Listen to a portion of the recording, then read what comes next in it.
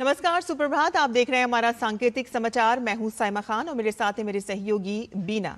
नजर डाल लेते हैं सबसे पहले हेडलाइंस पर।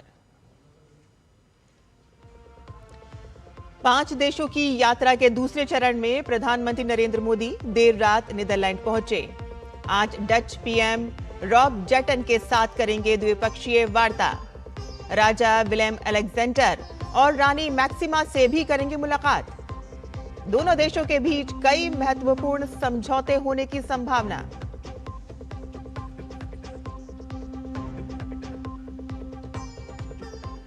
प्रधानमंत्री नरेंद्र मोदी का नीदरलैंड में हुआ शानदार स्वागत। पीएम को देखकर अभिभूत हुआ भारतीय समुदाय। मोदी मोदी के नारों से गूंजा दी हैग।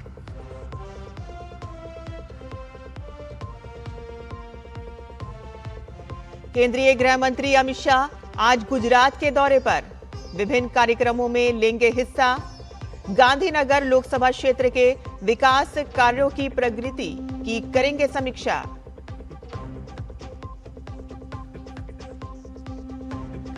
चीन के साथ अमेरिकी विमानन कंपनी बोइंग का बड़ा विमान सौदा। 200 एयरक्राफ्ट खरीदेगा चीन। ट्रंप ने समझौते को बताया ऐतिहासिक।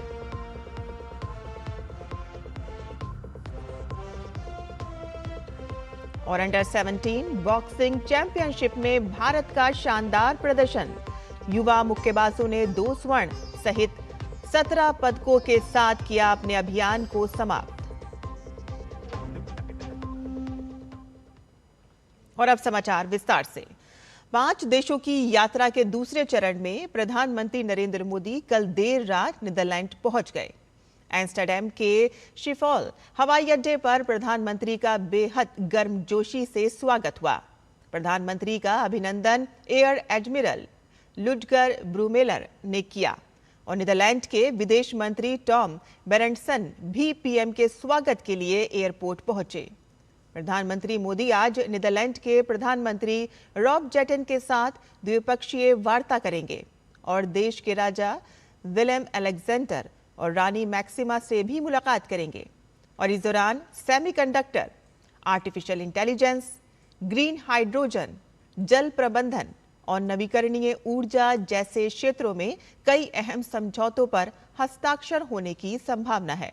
नीदरलैंड्स भारत का प्रमुख व्यापारिक और निवेश साझेदार है।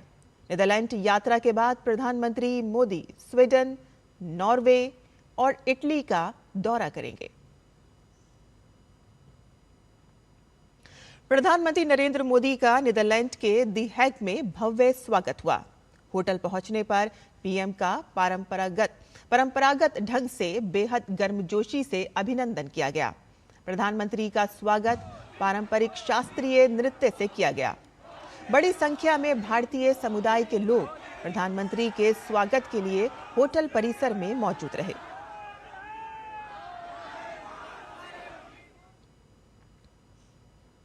और दी हैग में डच कलाकारों ने प्रधानमंत्री के स्वागत में राग दुर्गा पर आधारित प्रस्तुति दी।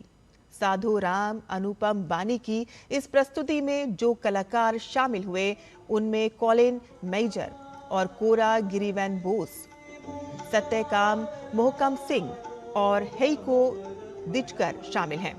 पीएम ने इस प्रस्तुति को सराहा और कलाकारों का उत्साह वर्धन किया।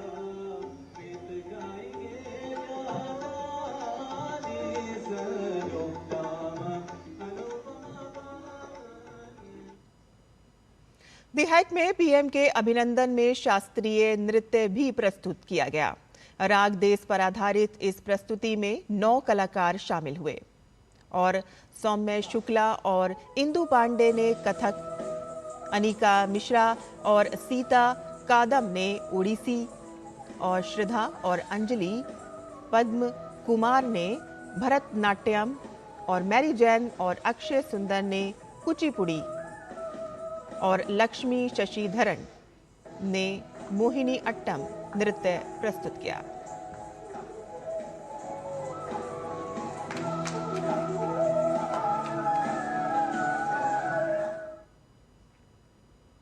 दी हैग में पीएम के अभिनंदन में गरबा की भी प्रस्तुति हुई।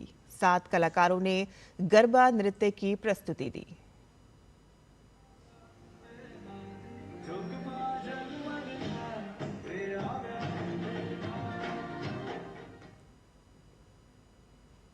और 5 देशों की यात्रा के पहले पड़ाव में प्रधानमंत्री नरेंद्र मोदी जब शुक्रवार को यूएई पहुंचे तो संयुक्त अरब अमीरात के राष्ट्रपति शेख मोहम्मद बिन जायद अल नहियान ने हवाई अड्डे पर गर्मजोशी से उनका स्वागत किया।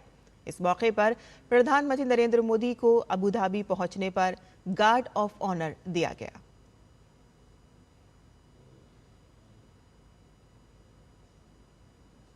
प्रधानमंत्री नरेंद्र मोदी के यूएई दौरे पर कई ऐतिहासिक समझौतों पर हस्ताक्षर हुए, जिससे देश की सुरक्षा, ऊर्जा और अर्थव्यवस्था को काफी मदद मिलेगी। दोनों देशों के बीच सामरिक रक्षा साझेदारी के फ्रेमवर्क पर समझौते के साथ ही ऊर्जा सुरक्षा को लेकर एक बेहद महत्वपूर्ण रणनीतिक पेट्रोलियम भंडार, एलपीजी की आपूर्ति, वाडिनार में शिप रिपेयर क्लस्टर और बुनियादी ढांचे आरबीएल व सम्मान कैपिटल में $5 अरब का बम्पर निवेश शामिल है। प्रधानमंत्री नरेंद्र मोदी ने उन खबरों को सिरे से खारिज कर दिया है जिसमें कहा जा रहा था कि सरकार विदेश यात्रा पर टैक्स या सेस लगाएगी। पीएम मोदी ने अपने सोशल मीडिया प्लेटफॉर्म एक्स पर मीडिया संस्थान की खबर को शेयर करते हुए कहा कि ये पूरी तरह से गलत है और इसमें जरा भी सच्चाई नहीं है। विदेश यात्रा पर इस तरह की पाबंदियां लगाने का ना तो कोई सवाल है और सवाल ही नहीं उठता है।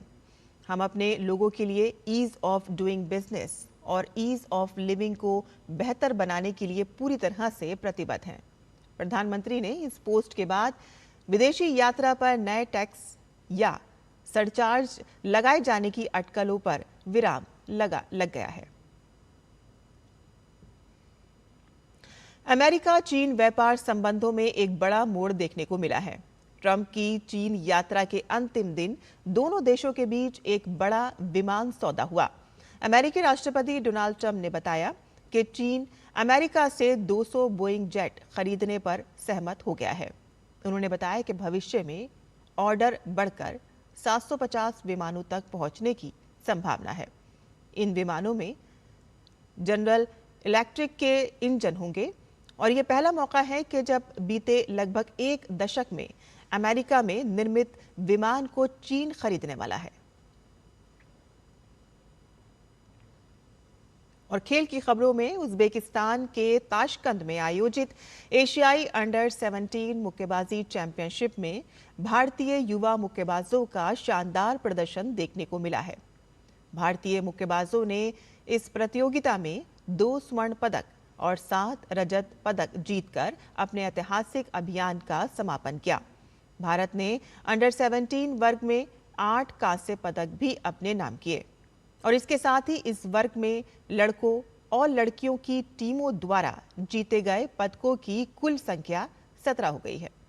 और इससे पहले एशियाई अंडर 15 बॉक्सिंग चैंपियनशिप में भारत ने 9 स्वर्ण, 6 रजत और 12 कांस्य पदकों सहित कुल मिलाकर 27 पदक जीते थे। केंद्रीय खेल मंत्री मनसुख मांडविया ने राष्ट्रमंडल खेल 2026 की तैयारियों को लेकर एक उच्च स्तरीय समीक्षा बैठक की अध्यक्षता की और ये बैठक स्कॉटलैंड के ग्लासगो में आयोजित होने वाले राष्ट्रमंडल खेल के लिए भारत की तैयारियों, खिलाड़ियों को बेहतर सुविधाएं उपलब्ध कराने और सभी एजेंसियों के बीच बेहतर समन्वय सुनिश्चित करने पर केंद्रित रही।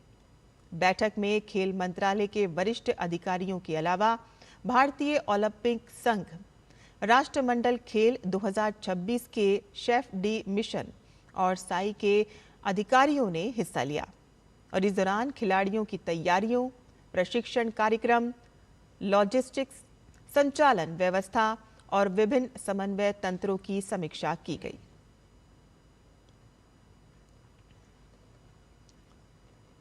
और इसी के साथ ही हमारा यह सांकेतिक समाचार यहीं खत्म होता है। मुझे और मेरी सहयोगी बीना को अनुमति दें, लेकिन आप देखते रहिए डीडी न्यूज़। नमस्कार।